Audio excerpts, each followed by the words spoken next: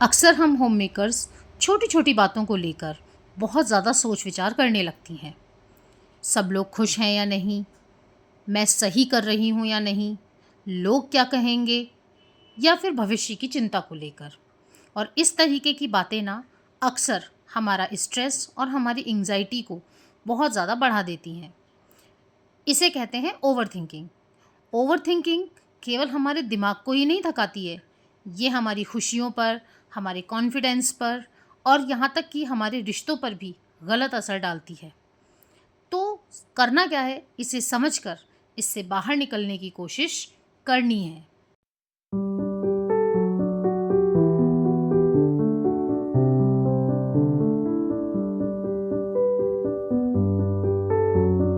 चलिए सबसे पहले जानते हैं कि ओवर थिंकिंग क्या होती है।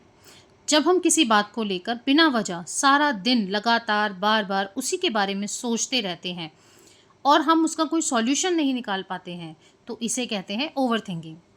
एग्जाम्पल से समझने की कोशिश करते हैं।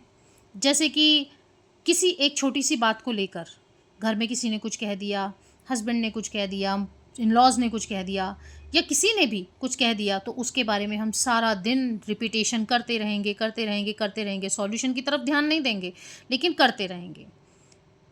नेक्स्ट लेके चलें कि भाई फ्यूचर और पास्ट, इन दो चीज़ों के चक्कर में हम अपना प्रेजेंट ख़राब कर रहे हैं। फ्यूचर के बारे में सोच रहे हैं, पास्ट के बारे में सोच रहे हैं, लेकिन प्रेजेंट के बारे में सोच ही नहीं रहे हैं। ये भी ओवर थिंकिंग है। हम होम मेकर्स को क्या आदत होती है, हर काम में परफेक्शन रखने की, कि हर चीज़ हमारी परफेक्ट होनी चाहिए वरना लोग क्या कहेंगे। परफेक्शन जैसी कोई चीज़ होती ही नहीं है, हर किसी में कुछ ना कुछ कमियां होती हैं। तो ये भी एक ओवर थिंकिंग का कारण है। और सबसे बड़ा और मेन कारण होता है कंपैरिजन। अपना कंपैरिजन और अपने बच्चों का कंपैरिजन जब हम दूसरे लोगों से करने लगते हैं, तो ये भी हमारी ओवर थिंकिंग का एक बड़ा कारण बन जाता है। चलिए अब बात करते हैं कि ओवर थिंकिंग को हमें छोड़ना कैसे है, ओवर थिंकिंग से ओवरकम कैसे करना है, बाहर कैसे आना है। तो इसके लिए सबसे पहला पॉइंट हम लेते हैं कि हर बात को दिल पे लेना बंद करो। अक्सर लोग क्या होते हैं कि बिना सोचे समझे बोल देते हैं, इंटेंशनली नहीं बोल रहे होते। कुछ लोग इंटेंशनली बोलते हैं आपको हर्ट करने के लिए, लेकिन कुछ लोग नहीं बोलते हैं। कोई बोले नहीं बोले, आपने क्या करना है कि आपको उस चीज़ के बारे में ज़्यादा नहीं सोचना है। देखिए कई बार क्या होता है, मैं एक एग्जांपल लेती हूँ कि अगर आपको किसी ने कोई गिफ्ट देना चाहा, आपने नहीं लिया, तो अब वो गिफ्ट किसके पास है? उस इंसान के पास ना, जो आपको गिफ्ट देना चाह रहा था। सेम चीज़ अपनी लाइफ में भी हमें अप्लाई करनी चाहिए कि अगर कोई हमारे साथ निगेटिव बातें कर रहा है या हमारे लिए कुछ उल्टा बोल रहा है, तो हम उसे लेंगे ही नहीं।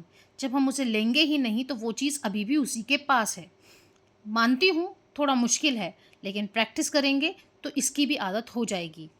इग्नोर करना सीखो, ध्यान देना बिल्कुल बंद कर दो ऐसे लोगों की बातों पर। ऐसे लोग आपकी खुशियों को कंट्रोल नहीं कर सकते, तो उन पे क्या करो, ध्यान देना बिल्कुल भी बंद कर दो। और अपने आप को ये समझाओ कि हम हर किसी को खुश नहीं कर सकते, हम दुनिया में खुश करने के लिए नहीं आए हैं, हम अपना ध्यान रखने के लिए भी आए हैं। अपने फ़र्ज़ सारे निभाओ, अपनी ज़िम्मेदारियाँ सारी निभाओ, लेकिन ये एक्सपेक्टेशन कभी मत रखो कि मैं ऐसा कर रही हूँ तो सामने वाला खुश हो जाएगा और वो भी मेरे लिए कुछ करेगा। है ना? तो हर किसी को खुश आप नहीं रख सकते हो, इस चीज़ को लेकर भी अपना माइंड सेट करो। ऐसा करने से क्या होगा, जब आप पर किसी की बातों का कोई असर नहीं होगा, तो आप ओवरथिंक नहीं करोगे, और जब आप ओवरथिंक नहीं करोगे, तो आप बहुत ही ज़्यादा खुश रहोगे। नेक्स्ट पॉइंट है, अपने लिए समय निकालना शुरू करो। हम सबका ध्यान रखते हैं, सबकी इच्छाओं का, सबकी ज़रूरतों का, हर चीज़ का ध्यान हम लोग रखते हैं। थोड़ा टाइम, मैं हर बार अपने ब्लॉग में कहती हूँ, होम मेकर्स थोड़ा टाइम अपने लिए निकालो, 15 से 20 मिनट अपने लिए निकालो। ये जो शरीर है ना, इसी की वजह से आप चल रहे हो, तो इसका ग्रैटिट्यूड करना तो बनता है भाई, इसे थैंक्स बोलना बनता है। अपनी पसंद के गाने सुनो, अपनी चाय पियो, रेस्ट करो, गार्डनिंग करो, जो पसंद है। 15 से 20 मिनट खुद के लिए निकालना शुरू करो, क्योंकि कहते हैं कि जब आप अपने लिए कुछ करते हो ना, तो आपका जो माइंड है ना, वो खुश हो जाता है। तो वो ओवरथिंक करना बंद कर देगा, वो सोचेगा ही नहीं उस बारे में, आपका ध्यान उस घर से हटाकर वो इस तरफ ले आएगा कि हाँ भई, आप कुछ अच्छा कर रहे हो, आप अपने ऊपर ध्यान दे रहे हो और आप जो है एकदम पॉज़िटिविटी की तरफ आगे बढ़ रहे हो। आपका माइंड ना आपको इस तरीके से ट्रीट करेगा। माइंड के साथ खेलना ना बहुत आसान होता है। कभी करके देख लीजिएगा किसी चीज़ में, कभी-कभी कोई बात जो हमें बहुत बड़ी लग रही होती है ना, एक्चुअल में वो इतनी बड़ी होती ही नहीं है। अपने माइंड को सिर्फ़ ये समझाना होता है कि ये कोई बहुत बड़ी बात नहीं है, और आप देखेंगे कि थोड़ी ही देर में ये एक्सेप्टेंस हमारे माइंड को आ जाता है कि हाँ ठीक है, इट्स ओके। तो क्या करना है, अपने लिए समय ज़रूर निकालना है। दिन के 15 से 20 मिनट अपने लिए निकालना शुरू कीजिए। थर्ड पॉइंट है कि हर दिक चमकने वाली चीज़ सोना नहीं होती। कहने का मतलब है अपना कंपैरिज़न करना बंद कर दीजिए। आजकल हम क्या कर रहे हैं कि सोशल मीडिया पर जो वीडियोज़ आ रही हैं ना, उनमें हम देखते हैं, हम व्लॉग वगैरह देखते हैं। तो हम क्या करते हैं, हम देखते हैं कि अरे वाह! देखो ये लेडी कितना अच्छे से सारा काम कर रही है, कितना अच्छे से इसने अपना घर मैनेज किया हुआ है, सब चीज़ें, है ना? And all that. ये सब चीज़ें हम देख रहे होते हैं। लेकिन आप यकीन मानिए, सोशल मीडिया पर वही दिखाया जाता है जो सामने वाला देखना चाहता है और जो बना रहा है वो दिखाना चाहता है। एक्चुअलिटी आप नहीं जानते। वो उनके लिए उनका स्टूडियो है, जो जो भी वो व्लॉगिंग कर रहे हैं, जो भी आपको मोटिवेट करने के लिए कर रहे हैं ना, वो उनका काम है, उन्हें करना है। आपको परफेक्शन, ऐसी बात नहीं है कि आपके अंदर वो चीज़ नहीं है। अगर आप करना चाहें तो आप थोड़ा-थोड़ा करके कर सकते हैं। एक ही दिन में लीजेंड बनने की कोशिश नहीं करनी है। और ज़रूरी नहीं है कि जो सामने इंसान आपको हँसता, खेलता, मुस्कुराता दिखाई दे रहा है ना, वो अपने जीवन में इंटरनली भी उतना ही ज़्यादा खुश हो। तो सबसे पहले तो अपनी लाइफ़ का कंपैरिज़न करना बंद कीजिए। आपके पास जो है, जितना है, उतने के लिए भगवान का धन्यवाद कीजिए, क्योंकि जो आपसे नीचे हैं ना, उनके लिए जो आपके पास है वो भी एक सपना है। तो कहीं न कहीं आप जो लाइफ़ जी रहे हो वो किसी और का सपना है ना? तो आपने क्या करना है कि ग्रैटिट्यूड रखना है। मैं ये नहीं बोल रही कि संतोष करके बैठ जाओ, सैटिस्फाइड हो जाओ, नहीं, ग्रोथ के लिए प्रयास करते रहो। लेकिन जो है उसके लिए भगवान का धन्यवाद करना बिल्कुल भी मत भूलो।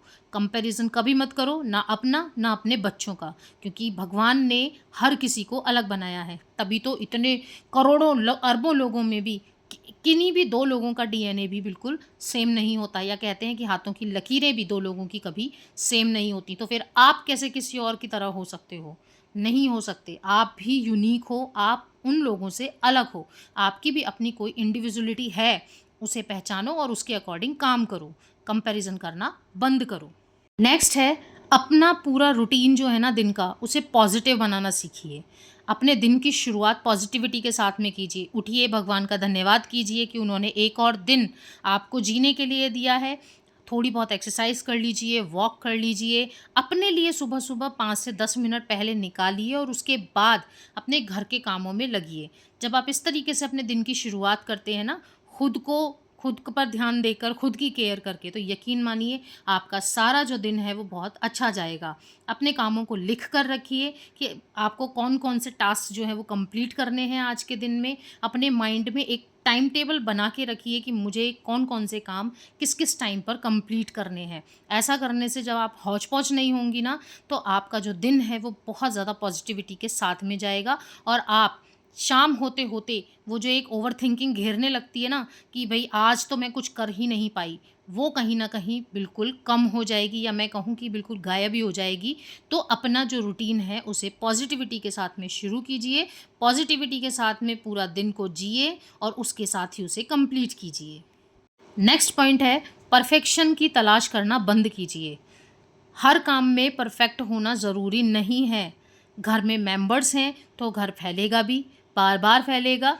आपसे जितना हो आप उतना कीजिए।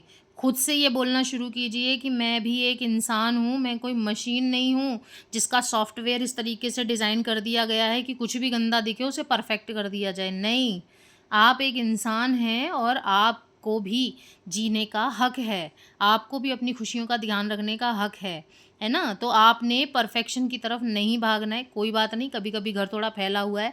आपको जितना समझ में आ रहा है आप उतना कीजिए, उतना कंप्लीट कीजिए। लेकिन ये कोशिश मत कीजिए कि मेरा घर हमेशा पिच परफेक्ट रहे, मेरे घर के मेंबर्स जो हैं वो कभी भी कुछ ना फैलाएँ, क्योंकि फिर वो घर नहीं है।